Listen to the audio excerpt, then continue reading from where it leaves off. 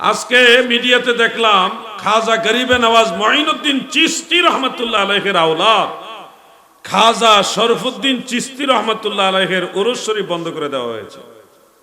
সেখানে জাইরিন যারা আছেন, জিয়ারতকারী যারা দেশের বিভিন্ন অঞ্চল থেকে যাচ্ছে, তাদেরকে প্রবেশ করতে দিচ্ছে না। কেন? যে আদালতের এরিয়ার ভিতরে এটা পড়ছে। মূলত এই আদালত যখন ছিল না তখনও এই মাজার ছিল। মাজারের জায়গার মধ্যে আদালত বানানো হয়েছে। মাজারের জায়গা পরে আছে বিদায় আদালত বানানোর জন্য সরকার সেই জায়গাটা ব্যবহার করেছে। এখন যার জায়গায় আদালত হলো, কোর্ট হলো, সেই কোর্ট ঠিক থাকবে। মাজার সরায় দেওয়ার, মাজার ভেঙে ফেলার, মাজারের অনুষ্ঠান বন্ধ করে দেওয়ার ষড়যন্ত্র চলতেছে। আজকে সেই মাজারের জিয়ারতকারীদেরকে শুনেছি বেত্রাঘাত করেছে, লাঠি দিয়ে আঘাত করে সেখান থেকে দূরে সরিয়ে দেওয়া হয়েছে। হে বাংলার যুব সমাজ, তোমাদেরকে মনে রাখতে হবে এই দেশ আল্লাহর ওলিদের দেশ। এই দেশে ইসলাম এনেছে ব্যাপকভাবে আল্লাহর ওলিরা, ঠিক কিনা বলেন?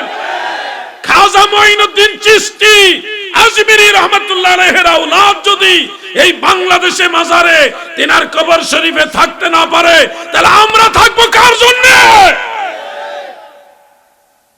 কারা তারা যারা আল্লাহর ওলির মাজার ভেঙে ফেলতে চায়, সরায় দিতে চায়, মাজারের উরুস বন্ধ করে দিতে চায়? এরা আপনাকে এসে বলবে আমরা আপনাদের সাথে আছি, আমরা মাজারের বিরুদ্ধে না।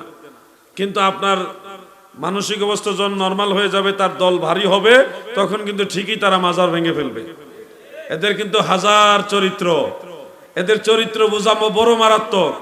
আপনারা কিন্তু এদের বুঝতে খুব সমস্যা। জান্নাতের টিকিট দিয়ে দিব আপনারা ডাইরেক্ট। আর যদি তারা সমর্থন না করেন, ডাইরেক্ট জাহান্নাম। সমর্থন না করলে ডাইরেক্ট জাহান্নাম। আপনি তো ডরাই যাবেন, এত বড় হুজুরে কইছে জাহান্নাম। এরা তো আসলে হুজুর না, এরা হলো ওই লোক যারা জমিনের সবচেয়ে নিকৃষ্ট লোক। আপনারা বলেন আল্লাহর ওলিদের মাজার এই দেশে থাকবে নাকি থাকবে না? অতীতে অনেকে চেয়েছিল এই দেশ থেকে আল্লাহর ওলিদেরকে তাড়ায় দিবে, আল্লাহর ওলিদের মাজার ভেঙে ফেলবে, সরায় দিবে। খবরদার, মৌচাকে ঢিল মারবেন না, মৌচাকে ঢিল মারবেন না। আল্লাহর ওলিদের মাজার থেকে আর একটা ইট যদি তোলার ষড়যন্ত্র হয়, দাঁত ভাঙা জবাব দেওয়া হবে, ঠিক কিনা বলে?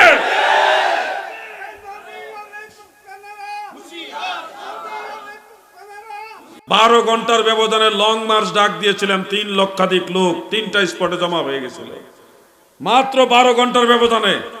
খাজা শরফুদ্দিন চিশতি রহমতুল্লাহ আলাইহির মাজার শরীফ নিয়ে কোন ধরনের কূট ষড়যন্ত্র চক্রান্ত যদি হয়, বাংলাদেশ অচল করে দেওয়া হবে।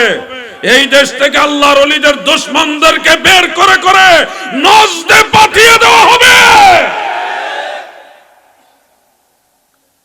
এগুলি আমরা দেখে সহ্য করতে পারি না। আমরা তরিকতপন্থী মানুষ, কখনোই উগ্র হইতে চাই না। এই যে হাইকোর্ট মাজার, এখানে প্রত্যেক দিন লঙ্গরখানায় শত শত হাজার হাজার মানুষ খাবার খায় ফ্রি। যারা ঘুরতে ঘুরতে সারাদিন কোথাও কোনো খাবার পায় নাই, পেটের ক্ষুধায় হাইকোর্ট মাজারে গিয়ে ঢুকে, ওখানে গিয়ে দেখে খাবার আছে, মানুষকে খাবার দিতেছে বিনা পয়সায়। এই যে লক্ষ লক্ষ মানুষ খাবার খাইলো, এগুলা তো তুমি খাও না, এই মানুষগুলির আহারের জায়গা ওটা। আল্লাহর ওলির দরবারের পাগলগুলিকে মারছে আজকে আমি দেখলাম। পাগলগুলিরে বেন্দা দিয়ে পিটায় মাইরা ছড়াই দিচ্ছে। কতদিন পরে ও বাবা শরফুদ্দিন চিশতি, আমরা কই যাবো, তোমারে ফেলায় কই যাবো, এই কানতে কানতে আবার আইসা গেটের সামনে দাঁড়ায় কানতেছে। আমাদের চিন্তা করা উচিত। অনেক মাজার আছে। আমি হযরতে শাহপরান রহমতুল্লাহ মাজারে গিয়ে একজন মুরব্বী বয়স্ক মহিলা পাইলাম। উনি মাজারের নিচে সিঁড়ির মধ্যে বসে আছে। সিঁড়ি থেকে ওই একটা সামান গাছের গোড়ার মধ্যে একটা সিঁড়ি জায়গা আছে, ওখানে বসে আছে। তা মায়ের বয়সী সালাম দিয়ে জিজ্ঞাসা করলাম, মা আপনি এখানে কেন গো মা? আপনার বাড়িঘর নাই? কো বাবা বাড়িঘর সবই ছিল, এখন দুনিয়াতে আমার কেউ নাই, আমি কার কাছে যাবো? আমার ছেলেও নাই, মেয়েও নাই, স্বামীও মারা গেছে, আমার যাওয়ার মতো বাপ মাও নাই, আমি কই যাবো? আমি বাবা তোমার কষ্ট নিয়ে আমি তোমরা ডিস্টার্ব করতাম না, তোমরা কাছে কিছু চাইতাম না, তোমরা আমার উপর রাগ হইও না। আমি বাবা শাহপরানের কাছে পড়ে থেকে আমার দুনিয়াতে কেউ নাই। কই মহিলাটা কাইন্দা দিল যে বাবা আমি তোমার কাছে কিছু চাই না, তুমি আমার উপরে রাগ হইও না, আমার এখান থেকে সরাই দিও না, আমার দুনিয়া যাওয়ার আর জায়গা নাই। এই জন্য বাবার দরবারে পড়ে থাকি, কিছু পাইলে খাই, না পাইলে এখানে বসে আল্লাহ বিল্লাহ করি। তো আমি বললাম যে নামাজ কালাম পড়েননি। বাবা আমি তো ভালো সূরা কেরাত জানি না, যদ্দূর জানি আমি পড়ি। উনি মনে করছে আমরা মনে হয় ওনার এখান থেকে সরাই দেওয়ার জন্য গেছি, ডরে উনি কাইন্দা দিছে, আমারে সরাই দিও না, আমি কই যাবো, আমার যাওয়ার জায়গা নাই, আমার দুনিয়াত কেউ নাই, বাবার দরবারে পড়ে থেকে একটু খিচুড়ি পাইলে খাই, আমারে তোমরা সরাই দিও না, তোমরা যাও গা, তোমার কাছে আমরা কিছু চাই না। এইভাবে মহিলাটা কান্না করে দিল। বহু মানুষ আছে মাজারে এরকম পড়ে থাকে, তার কেউ নাই দেখার মতো, দেখার মতো কেউ নাই, এরকম বহু মানুষ মাজারে পড়ে থাকে। তুমি ঘৃণা করতে পারো, কিন্তু তুমি মানুষের মুখে এক মুঠো খাবার দিতে পারো না। তোমার প্রতিবেশী অনেকে না খেয়ে থাকে, তুমি খবর রাখো না। কিন্তু তুমি দেখো আল্লাহর ওলি কত 700-800 বছর হয়ে গেছে, ইন্তেকাল হয়ে গেছে, এখনো তার দরবারে মানুষের খাবারের ব্যবস্থা জারি রাখা হয়েছে। এই সিস্টেম ওনারা করে গেছে, আমি দুনিয়াতে থাকবো না, কিন্তু আমার জিয়ারতে যারা আসবে তাদেরকে একবেলা খাবারের ব্যবস্থা করে দিও। ওই সিস্টেম ধারাবাহিক 800-700 বছর ধরে লঙ্গরখানা চলতেছে, মানুষের খাবার দিতেছে। আর তুমি মাথা মোটা ওহাবি মৌলবী, তুমি গিয়ে ফতোয়া দিতেছো শিরক, এই মাজারে মহিলা কেন, এই মাজারে পাগল কেন? আরে বোকা, তুমি এদের ইতিহাস জানো? অনেকেই দেখবা তাদের খাবার, তাদের ফ্যামিলির মানে খোঁজখবর নেওয়ার মতো কেউ নাই, এরা আল্লাহর ওলির দরবার পড়ে থাকে। হ্যাঁ, এরা বুরকা পরে না, কারে তুই বেটা ফেটে ভাত নাই তাদের, তুই বুরকা একটা কিনা দে, তাইলে না একটা কথা বলতাম যে বুরকা একটা কিনা দে, ফর্দার খোঁজখবর নিতেছে। আপনার চুল এত লম্বা কেন? তুমি তো বাবার হোটেলে খাও, কিংবা নিজে চাকরি করো, অনেক টাকার মালিক, তুমি 10 দিন পরে পরে 15 দিন পরে পরে চুল কাটতে পারো। মাজারে অনেক পাগল থাকে, তারা তোমার মতো এত বড় লোক না, কয়দিন পরে পরে গিয়ে মাজারে চুল কাটবো। তুমি মনে রাখো, এরকম অসহায় মানুষদেরকে আল্লাহর ওলির ইন্তেকালের পরেও তাদের রুহানি হাতের চাদর দিয়ে আদর করে রাখে। আল্লাহই তো মাফ করার মালিক, এরা তো কাফের না, এরা তো আল্লাহরে ডাকে, হয়তো শুদ্ধ করে পারে না। তুমি পারলে তাকে শুদ্ধভাবে শিখাও, মায়া দিয়া ভালোবাসা দিয়া শিখাও, না পারলে তার আঘাত করো না। যদি সে কলিজার মধ্যে ব্যথা পায়, সে যদি কলিজার মধ্যে আঘাত পায়, তুমি দুনিয়া আখিরাতে ক্ষতিগ্রস্ত হয়ে যাবে, তুমি বরবাদ হয়ে যাবে, মনে রাখো। পাগলদেরকে ভালোবাসো, সব পাগল পাগল না, পাগলের সুরতে বহু কুতুব আছে, আবদাল আছে। সব পাগল পাগল না, মনে রাখো, পাগলের সুরতে বহু কুতুব আছে, আবদাল আছে। কেমনে চিনবেন? যদি কাউকে সন্দেহ মনে করেন, পাক পবিত্র থাকলে দূরের থেকে 11 বার দুরূদ শরীফ পড়বেন, তার দিকে তাকায়া 11 বার দুরূদ শরীফ, দূরের থেকে তার দিকে তাকায় 11 বার দুরূদ শরীফ পড়বেন। অবশ্যই পাক পবিত্র অবস্থা পড়বেন, নাপাক অবস্থায় পড়লে বিপদ হইতে পারে। নাপাক অবস্থায় যদি দুরূদ শরীফ পড়েন, সে যদি বদনজরে তাকায়, তাহলে আপনার তাৎক্ষণিক ক্ষতিগ্রস্ত হয়ে যাবেন, তাৎক্ষণিক আপনার শারীরিক সমস্যা হয়ে যাবে, বড় ধরনের একটা বিপদ হয়ে যাবে। এরকম প্র্যাকটিক্যাল অনেক প্রমাণ আমরা দেখেছি। পাক পবিত্র থাকলে ওই লোকের দিকে তাকায় 11 বার দুরূদ শরীফ পড়বেন, দেখবেন সে আপনার দিকে তাকাবে, হয় একটা মুস্কি হাসি দিবে, না হইলে মায়ার নজর একবার তাকাবে, বুঝাবে যে তুই এখানে থাকিস না, যাই এনতে চলে যা। আল্লাহর ওলিরা পাগলের বেশে বেশে ঘুরে, তোমরা জানো না 40 জন আবদাল সারা পৃথিবীতে সায়ের করে। কতজন আবদাল? একজন আবদাল ইন্তেকাল হলে সাথে সাথে আরেকজনকে আল্লাহ আবদাল বানায় দেয়। প্রত্যেকটা শহরে কুতুব আছে, প্রতিটা শহরে কুতুব আছে। ওই যে হযরত আমানত শাহ রহমাতুল্লাহর কথা ভুলে গেছেন আপনারা? শহর কুতুব ছিলেন, এরকম বড় বড় কুতুব আছে। কেউ রাস্তার মাঝখানে বসে থাকে, কেউ বস্তা গায়ে দিয়ে বসে থাকে। তুমি দেখতেছো সে তোমার মতো বসে অনেক বেশি ইবাদত করে না, তুমি জানো না সে মহান আল্লাহ তাআলার ইয়াদে মশগুল, সে গভীর ধ্যানে মশগুল থাকে, সে তার টাইম মতো নামাজ পড়ে নেয়, তোমাকে দেখায় পড়ে না। এবং তাকে তুমি বাধ্য করতে যেও না, সে তার মতো চলুক।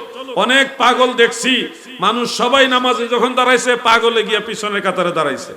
আমি দেখছি এরকম পাগল, আপনারা দেখছেন কিনা? সিরা কাপড় বস্তা পইরা পিছনের কাতারে নামাজ পড়া, নামাজ শেষ আবার ফরুত করে বের হয়ে কোথায় চলে গেছে খুঁজেও পাবেন না। সবাইকে তুমি তালাশ করতে যাও না, দেখবা তুমি লাভবানও হইতে পারো, আবার ক্ষতিগ্রস্ত হইতে পারো। আল্লাহ তাআলা আল্লাহর ওলিদের দরবার সম্পর্কে, আল্লাহর ওলিদের অনুসারীদের সম্পর্কে আমাদের আরো পজিটিভ হওয়ার তৌফিক দেন। বলেন আমিন, মহব্বতে বলেন আমিন। আপনাকে বেজার হলেন এই কথাগুলো? ওলি আল্লাহদের সম্পর্কে কথাগুলি বর্তমান সময়ে বলা প্রয়োজন। সব পাগল পাগল না। নবীজি বলছে আমার উম্মতের মাঝে এমন কিছু লোক আছে যাদের কেশ এলোমেলো থাকে, কেশ মানে চুল এলোমেলো থাকে, দাড়ি এলোমেলো থাকে, ধুলাবালি লেগে থাকে, কাপড় চোপড় মানে গোসল করে না ঠিক মতো, দেখা গেছে একদিন দুই দিন গোসল করছে না, চুল এলোমেলো, কাপড় চোপড় ময়লা হয়ে রয়েছে ধুলাবালি লেগে, কারো দরজায় গিয়ে দাঁড়াইলে তাদেরকে দাঁড়াইতে দেওয়া হয় না, সরাই দেয়, এই সর সর সর। অনেক দোকানদাররা কিন্তু ফকিরদেরকে এভাবে তাড়ায় দেয়, কখনো দাঁড়াবেন না। সাইল যারা আপনার কাছে কিছু চাইতে আসছে তাকে ধমক দিবেন না, আল্লাহর নিষেধ। আপনি বলবেন এখন নিও না, পরে নিও, এখন নাই বা ভাঙতি নাই, পরে দেব ইনশাআল্লাহ। সুন্দর ভাষায় তাকে বিদায় দিবেন, কখনোই তাকে ধমক দিবেন না। সৃষ্টিকর্তার নিষেধ, আল্লাহর নিষেধ, কখনোই ধমক দেওয়া যাবে না। এমনও তো হইতে পারে তোমার একটা মুসিবত আছে সামনে, এমন বড় মুসিবত যেটা তোমার এবং তোমার পরিবার সন্তান আদির বড় ক্ষতি হবে। এই বিপদটা এই আল্লাহর ওলি আল্লাহর দেওয়া নূরে দেখতে পাইছে, কারণ আল্লাহর ওলিরা নূর দিয়ে দেখে। ইত্তাকু ফিরাসাতাল মুমিন ফাইন্নাহু ইয়ানজুরু বিনূরিল্লাহ। আল্লাহর ওলিরা আল্লাহর নূর দিয়ে দেখে। আপনাকে উপকার করার জন্য আল্লাহর ওলি আয়েশা হয়তো একটা উসিলা, আল্লাহ চায় যে আমার বান্দারের বিপদটা মাফ করে দেবো, একটা উসিলা হিসেবে আল্লাহর ওলিরে ফকির বানাই আপনার দুয়ারে পাঠাইছে। আপনি দেখা গেছে এক মোটা খাবার তারে খাওয়াই দিলেন, বা কিছু একটা সম্মানী তাকে হাদিয়া দিলেন বা ভিক্ষাই দিলেন, এটা দেওয়ার পরে দেখা গেছে এই সৎকার উসিলায় আল্লাহ আপনার বিপদটা দূর করে দিবে। আর যদি ধমক দিয়া দেও গো, জোর করে তারায় দাও, আমার আল্লাহর দয়া যেটা পাওয়ার সেটাও আর পাইবা না। ও ভাই আমার, বহু আগে বড় একজন আলেমের জবান একটা ঘটনা শুনেছি, আল্লাহু আলামু এই ঘটনা সম্পর্কে। তবে আমি আপনাদের শিক্ষার উদ্দেশ্যে ঘটনাটা বলে দেই, এটার মধ্যে নসিহত রয়েছে। একজন মহিলার 6টা মেয়ে সন্তান হয়েছে। কয়টা? 6টা মেয়ে সন্তান। স্বামী বিরক্ত হয়ে বললেন, এতগুলি মেয়ে হইল, একটাও ছেলে হইল না, বংশীর বাতি জ্বালাইবে কে, মরলে জানাজা পড়াইব কে? এজন্য বিরক্ত হয়ে একদিন বললেন, এবার যদি আবারও মেয়ে সন্তান হয় তাহলে তোমাকে নিয়ে আমি সংসার করব না। ওই মহিলা চিন্তিত হয়ে গেল, এই বয়সে যদি আমার স্বামী আমাকে পরিত্যাগ করেন, আমি কার দুয়ারে যাব? 6টা মেয়ে সন্তান নিয়ে কোথায় যাব, কার কাছে যাব? তিনি কাঁদতেছেন, তাহাজ্জুদ নামাজ পড়ে পড়ে আল্লাহর কাছে কান্দে, বিনয় করে কান্দে, মুনাজাত করে কান্দে। আল্লাহর মায়া লাগছে, আল্লাহ দিবে, কিন্তু একটা উসিলা ধরে দিবে। ওই মহিলার বাড়িতে এক ফকির পাঠাইছে। ফকির সাধারণ ফকির না, মুরাদ ফকির, আল্লাহর ওলি। ওই ওলি, এটা ওয়াইস আল কারনি নয়, অনেকে আবার হযরত ওয়াইস আল কারনি রাহমাতুল্লাহ রেফারেন্সে ওয়াজ করে, এটা সঠিক না। আমি শুনেছি এটা হলো বনি ইসরাইলের যুগের একজন পাগলের কথা, সেই আল্লাহর ওলি ওয়াইস কারনি রাহমাতুল্লাহ জীবনীতে জিন্দেগিতে এই ঘটনা নাই। তো ওই পাগলায় বাড়ির আঙ্গিনায় মানে কিনারায় দাঁড়ায়া জিকির করতেছে আর বলতেছে, বাড়িতে কেউ আসো গো, আমি আল্লাহর রাহে মুসাফির, আমি বড় ক্ষুধার্ত, আমাকে কিছু খাবার দাও। মহিলার ঘরে আটার রুটি ছিল 7টা। কয়টা? একবারে হিসাবে হিসাবে 7টা। একটা রুটি দিছে, খাওয়ার পরে বলতেছে, আমি তো অনেক বেশি ক্ষুধার্ত, আমাকে আরেকটা রুটি দাও। দ্বিতীয় রুটিটাও মহিলা বাচ্চাকে দিয়ে পাঠাইছেন, পাগলা খাইলেন, খাওয়ার পরে কয় না আমার ক্ষুধা মিটেনি, আরো দাও। 3 নম্বর রুটি দিলেন, আবার চাইলেন, 4 নম্বর রুটি দিলেন, 5টা 6টা 7টা রুটি খাইলেন। খাওয়ার পরে আর পাগলায় রুটি চায় না, রুটি আর চায় না। এইবার বলতেছে, তুমি তো আমারে খাবার দিলা মা, আমি তো তোমার কাছে ঋণী হইলাম, তোমার কোনো দোয়া আসেনি, আমার কাছে একটু শেয়ার করো, আমি আল্লাহর কাছে, আমার মালিকের কাছে বলবো। ওই মহিলা পর্দার আড়াল থেকে বলছে, বাবা আমার 6টা মেয়ে সন্তান, গর্ভে আরেকটা সন্তান, এটা যদি আবারও মেয়ে সন্তান হয়, আমার স্বামী বলছে আমাকে নিয়ে আর সংসার করবে না, আপনি আমার জন্য দোয়া করেন, আল্লাহ যেন গর্ভের সন্তানটারে ছেলে বানায় দেয়। আল্লাহর ওলি সেজদায় গিয়ে মহান আল্লাহ তাআলার সাথে প্রেমের ডুরি লাগাইলেন। ওই প্রেমের ডুরিতে ইলহামের মাধ্যমে আল্লাহর সাথে কথা চলতেছে। আল্লাহ গো, এই মহিলার গর্ভের সন্তানটা কি ছেলে না মেয়ে? আল্লাহ তাআলা ইলহামের মাধ্যমে বললেন এই সন্তানটা মেয়ে। পাগলায় বললেন, আল্লাহ ছেলে, এই সন্তানটারে ছেলে বানায়া দাও। আল্লাহ তাআলা জানালেন তার তাকদীরের মধ্যে ছেলে সন্তান নাই। ও আল্লাহ, না থাকলে অসুবিধা কি, আপনি দেন, আপনার ভান্ডারে তো কোনো জিনিসের অভাব নাই। আপনি দেন, আপনি দিলেই তো আছে। আপনি না জ্ঞানী, আপনি ধনী, আমরা গরিব, আমরা চাইছি দেন। আল্লাহ তাআলা বুঝছেন, আল্লাহ তাআলা কয় বন্ধু তার তাকদীরের খাতায় কোনো ছেলে সন্তান লেখা নাই, এটা দেওয়া নাই। এইভাবে আল্লাহ না করে পাগলায় বারবার চায়। এক পর্যায়ে পাগলা রাগান্বিত হয়, আল্লাহ আপনি মহান আল্লাহ, আপনি এত বড় সুমহান আল্লাহ, আপনার কাছে 7 বার চাওয়া লাগছে আমার, আপনি আবার 7টা সন্তান ছেলে দিবেন, নাইলে মৃত্যু হবে আমার, কিয়ামত হবে, আমি সেজদা উঠাবো না, সেজদা থেকে মাথা তুলবো না। অনেকে আবার অন্যভাবে বলে যে 7 লোকে সৈন্য লাগাবো, এগুলি আবার আল্লাহু আলাম, এগুলি মানে নস না, আমি জাস্ট উপদেশ হিসেবে ঘটনাটা বলতেছি। আল্লাহ তাআলা তখন ওলি আল্লাহদের দোয়া কবুল করে, ওয়া ইনসালানি লাউতিয়ান্নাহু, বুখারী শরীফের মধ্যে উল্লেখ, আমার ওলিরা যদি কিছু চায় তখন আমি সাথে সাথে সেটা দেই। ওই পাগলা কইছে আল্লাহ 7 বার চাওয়া লাগলো, আপনি মহাপরাক্রমশালী, আপনি সবকিছুর মালিক, 7টা সন্তান ছেলে দেন, মানে 6টা মেয়ে সন্তানের ছেলে বানান, গর্বেরটাও ছেলে দেন, নাহলে আমার জিন্দেগি শেষ হবে, আমার কিয়ামত হয়ে যাবে, আমি সেজদা থেকে মাথা তুলবো না। আল্লাহ তাআলা বলে বন্ধু আর পাগলামি করে না, আমি কবুল করছি। তখন ওই 7 সন্তানকে আল্লাহ ছেলে বানাইছে, গর্বেরটাও ছেলে, মেয়ে সন্তান ছিল 6টা মেয়েকে আল্লাহ ছেলে বানাই দিয়েছে। সুবহানাল্লাহ।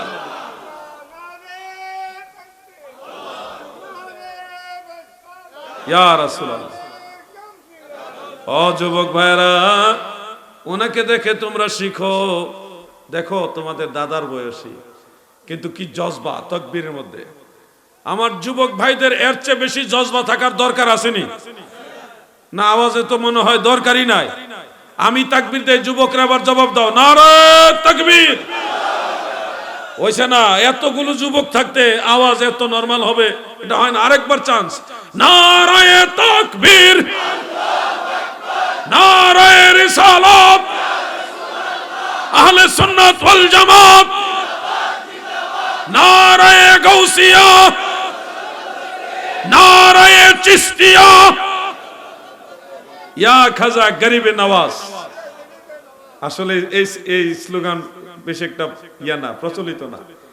নারায়ে গাউসিয়াটা সবাই দেয়, দিতে অভ্যাস। নারায়ে চিশতিয়া, ইয়া গরিবে নওয়াজ দিলে দেওয়ার মতোই দিতে হবে। আমার দাদু ভাইরা, এই জন্য বলছি, আমার এই সবগুলি কথা বলার পিছনে মূল কারণটাই হলো আল্লাহর ওলিদের জিন্দেগিতে দেখা যায় অসাধ্য সাধন হয়েছে, যেটা হওয়ার কথা না সেটা হয়েছে। পাগল যারা থাকে, আল্লাহর ওলিদের দরবারে কিছু পাগল থাকে, তারা দোয়া করলে কাজ হয়। ওই দিন এক ওয়াহাবি মৌলবী হযরত শাহ আলী বাগদাদী রাহমাতুল্লাহ মাজারের কাছে গেছে। ওই ওয়াহাবি মোল্লারে খাড়া করে রাইখা পাগলে কয়, তুমি দেখো কি করি আমি। একজনে ধৈর্য না কয়, আপনার কি অসুবিধা? কয় আমার কোমরে বেদনা।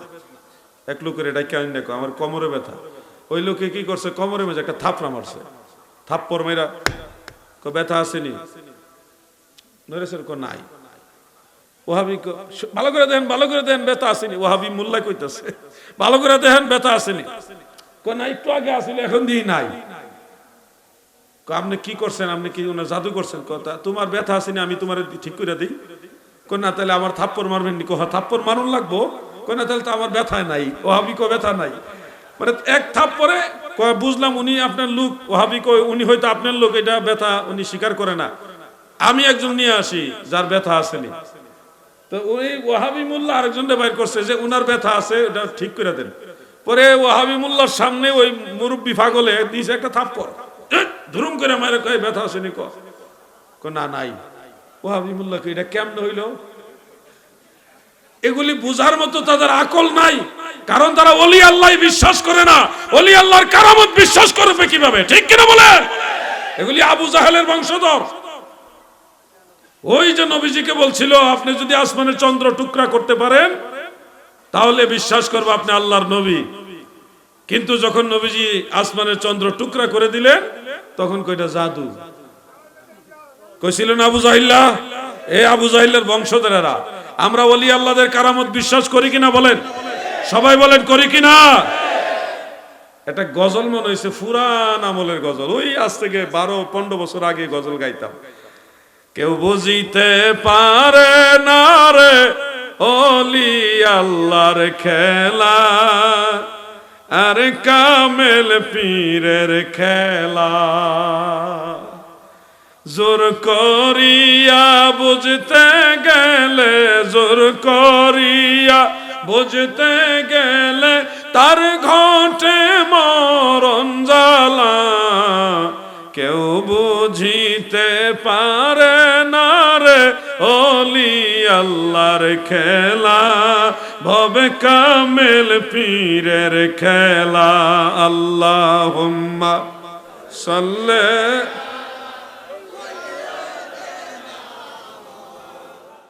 মুহাম্মদ ওয়া আলা আলি সাইয়্যিদিনা।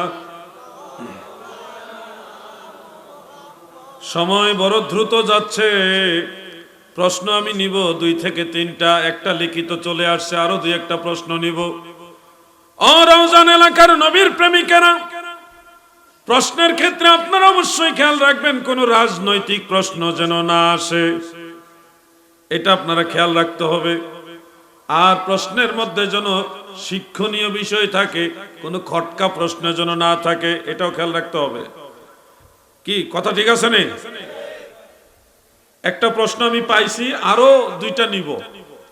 যদি কাগজে লিখে দেন খুশি হব, যদি কাগজে নাও লিখে দিতে পারেন, কমিটির অনুমতি নিয়ে সবাইকে সালাম দিয়ে সুন্দরভাবে আদবের সাথে প্রশ্ন করবেন। 2 জনকে আমি সরাসরি সুযোগ দিব, আর এখানে একটা পাইলাম, 3টা প্রশ্ন আর বেশি নিব না। আসুন প্রশ্নোত্তর পর্বে যাওয়ার আগে সবাই মিলে একটু জিকির করি, ইসমে জাত আল্লাহ আল্লাহ আল্লাহ আল্লাহ আল্লাহ আল্লাহ আল্লাহ। জোরে যুবক ভাইরা জিকির করো, আল্লাহ আল্লাহ আল্লাহ আল্লাহ আল্লাহ আল্লাহ। সাদের জীবন বিফলে গো সোনার জীবন বিফলে, ও নবী আপনাই না পাইলে। আল্লাহ আল্লাহ আল্লাহ আল্লাহ আল্লাহ আল্লাহ।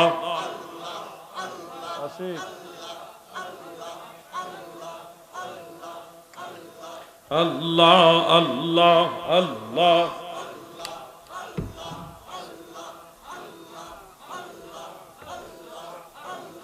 লা ইলাহা ইল্লাল্লাহু মুহাম্মাদুর রাসূলুল্লাহ সাল্লাল্লাহু আলাইহি ওয়া আলিহি ওয়া সাল্লাম।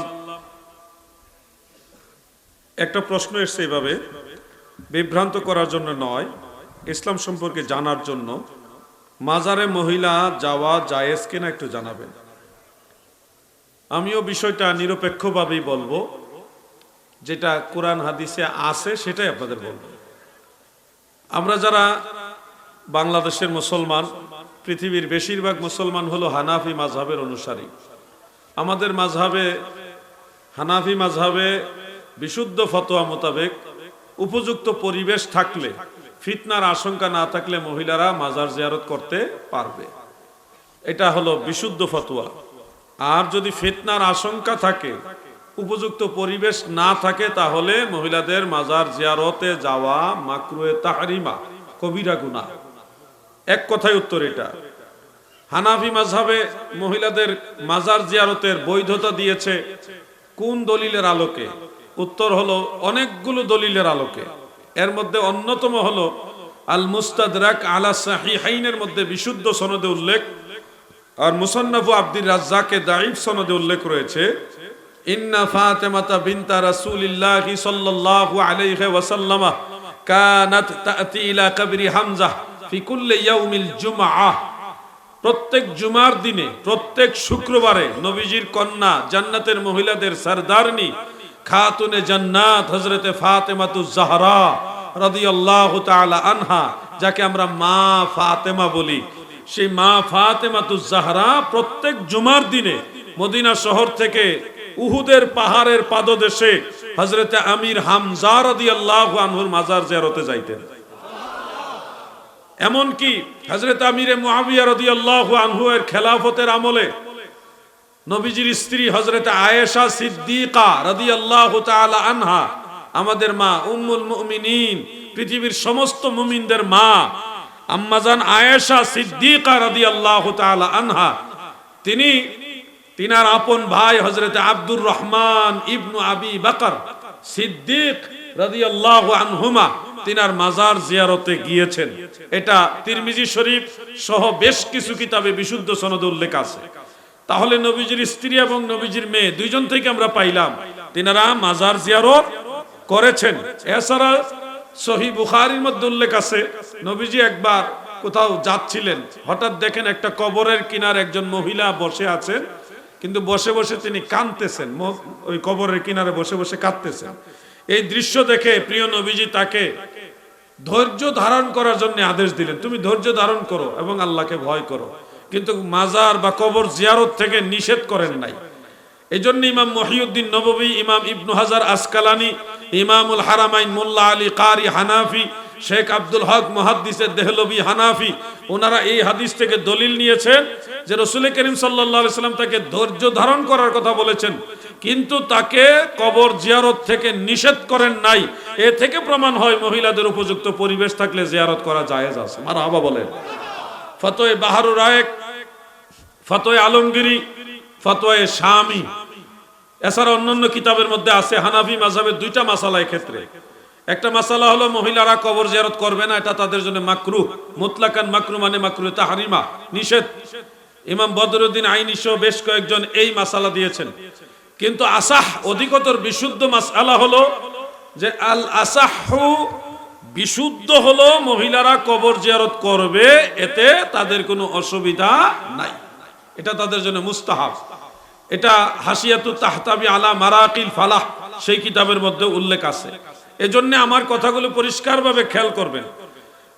যদি কোনো মহিলা চায় তার বাবার কবর জিয়ারত করতে, তার মায়ের কবর জিয়ারত করতে, তার স্বামী মারা গেছে স্বামীর কবর জিয়ারত করতে, বা পরিবারের ছেলে মেয়ে কেউ মারা গেছে তাদের জিয়ারত করতে, আপন ভাই বোনের কবর জিয়ারত করতে মন চায়, অথবা আপন মুর্শিদ ইন্তেকাল হয়ে গেছে সেখানে জিয়ারতের আলাদা ব্যবস্থা আছে, সেই ক্ষেত্রে উনি যদি ওর উপযুক্ত পরিবেশ পায় এবং তার স্বামীর সাথে, যার সাথে বিবাহ হারাম এমন ব্যক্তির সাথে সেই আল্লাহর ওলির মাজারের কাছে যাওয়ারও সুযোগ আছে, সেক্ষেত্রে মহিলারা কবর জিয়ারত করতে পারবে। এটাই হানাফি মাযহাবের বিশুদ্ধ ফতোয়া।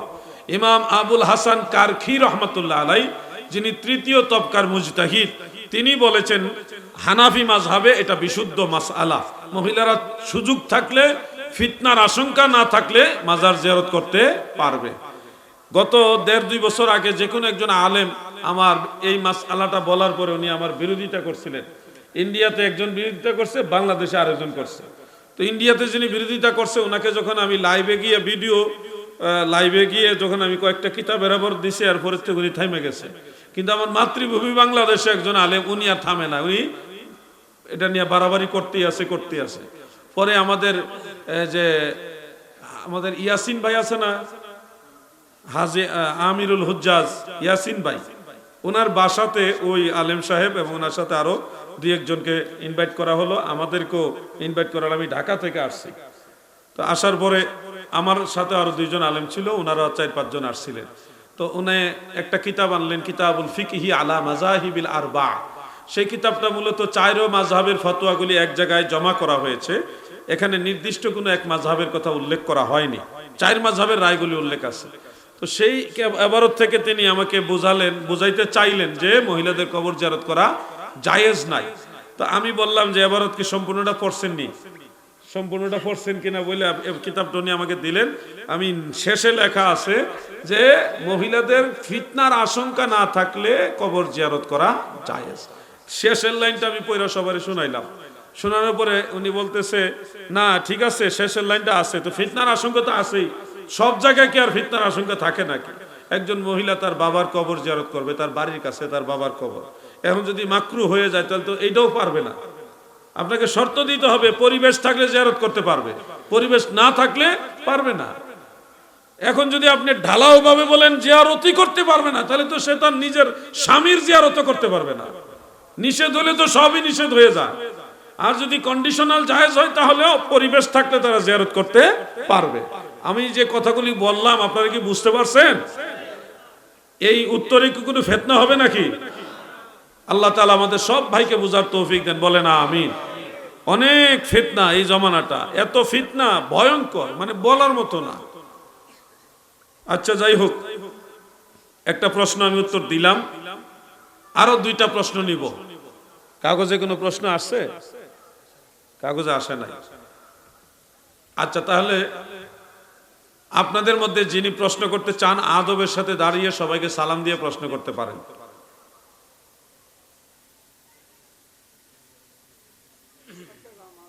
ওয়ালাইকুম সালাম। দেখছেন সব কাজে আপনি ফার্স্ট হইতেছেন, ঘটনা কি?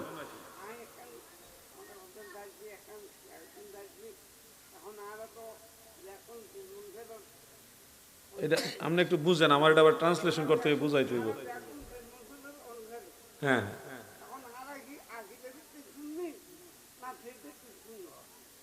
কি ভিত্তিক শেষে? ও মাশাআল্লাহ, আপনাকে অনেক ধন্যবাদ। অনেক গুরুত্বপূর্ণ এবং মূল্যবান, অনেক দামি একটা প্রশ্ন করেছেন আপনি। বলছেন যে আমরা সবাই পীর ফকির আউলিয়া কেরামদেরকে বিশ্বাস করি, মহব্বত করি, তা আমরা কি আকীদা ভিত্তিক সুন্নি নাকি পীর ভিত্তিক সুন্নি? প্রশ্নটা অনেক দামি এবং এত ওজনওয়ালা প্রশ্ন, জটিল মানে উত্তর সহজ উত্তর, কিন্তু প্রশ্নটা অনেক দামি ওজনওয়ালা প্রশ্ন। আমরা যারা সুন্নি, আমরা পীর মাশায়েখদের মানি, আমরা আমাদের পীর মাশায়েখরাও সুন্নি। যদি ওনারা সুন্নি না হইতেন আমরা তো ওনাদের কাছে যাইতাম না। ওনারা আমাদের সুন্নিয়ত শিখাইছে, এই জন্যই তো ওনাদের কাছে বারবার যাই। সব আউলিয়া কেরাম সুন্নি। ওয়াহাবিদের মধ্যে ওলি নাই, ওয়াহাবিদের মধ্যে কোনো ওলি নাই রে, কপালপুরার দল ওয়াহাবিরা, তোরা মাঝে কোনো ওলি নাই। আমরার মাজারও আছে, ওলিও আছে, ওলিও আছে, মাজারও আছে। ওয়াহাবিরের মাজারও নাই, ওলিও নাই। মাজার তো মুসলমানের থাকবে, মাজার তো মুসলমান, মাজার কি হিন্দুরা থাকবে নাকি? মাজার বৌদ্ধ খ্রিস্টান ইহুদিদের নাই, মাজার মুসলমানদের আছে। মাজার আবু জাহালের নাই, আবুল আহাবের নাই, উতবা সাইবার মাজার নাই, ইয়াজিদের মাজার নাই, ফেরাউন নমরুদের মাজার নাই। মাজার আছে নবী রাসূলদের, মাজার আছে সাহাবীদের, মাজার আছে আমার দয়াল নবীজির সাহাবীদের মাজার, ইমাম হুসাইনের মাজার আছে, ইয়াজিদের মাজার নাই। ঠিক কিনা বলেন?